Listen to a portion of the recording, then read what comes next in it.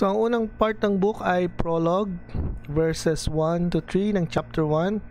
Dito makikita natin yung title ng book, Revelation from Jesus Christ. Revelation from the Greek word Apocalypsis, which means to unveil, to uncover, to reveal.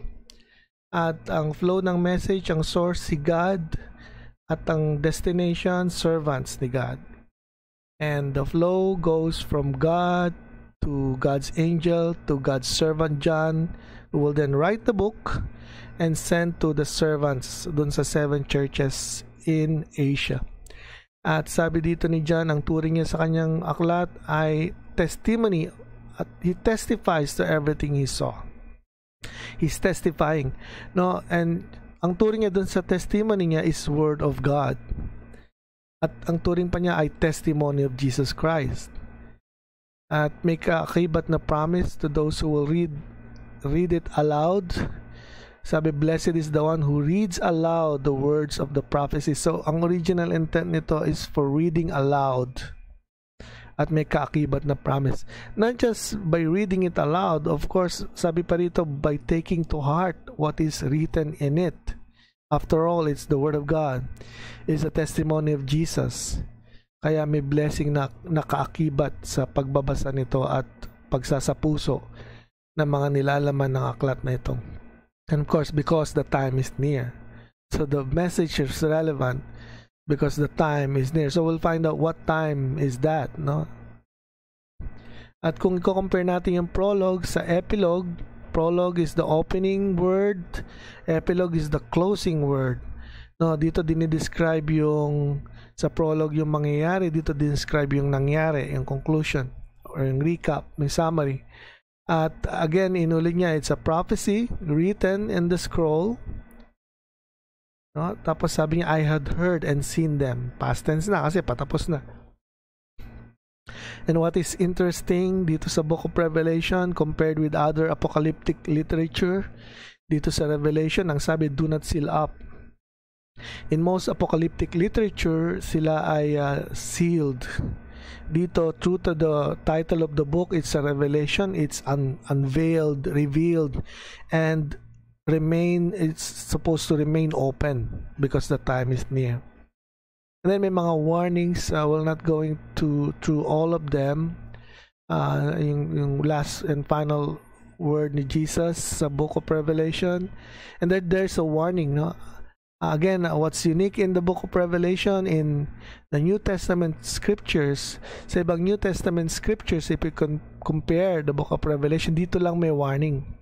Warning against anyone who will add or subtract from the word of this prophecy. Ang sabi niya, kapag nagdagdag ka, God will add to that person the plagues described in this scroll. Kapag nagbawas ka, God will take away from the person any share in the tree of life and in the holy city, which are described in this scroll.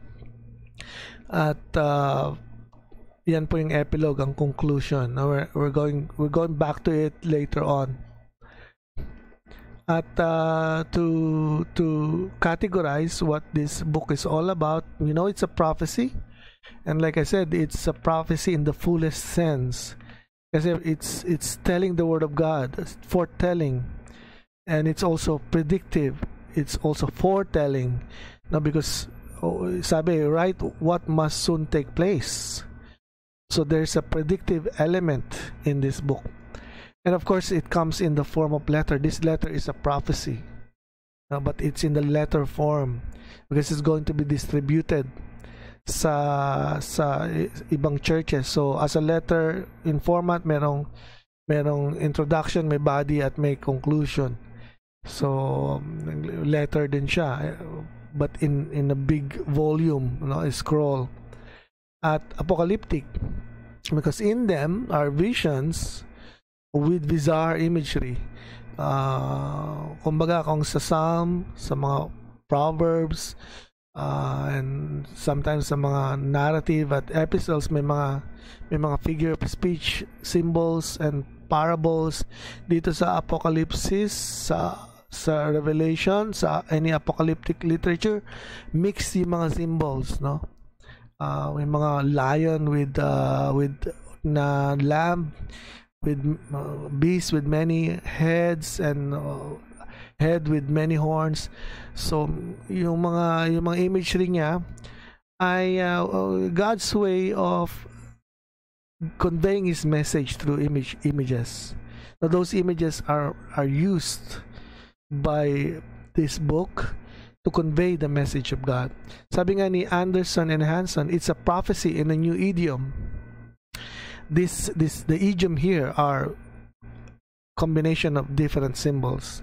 At ito ay naglalaman ng narrative plotline. So yun ang purpose natin why we go through as a brief survey of the book, so we can see the big picture. What is the narrative plotline? That means that would help us to navigate through each part of the book.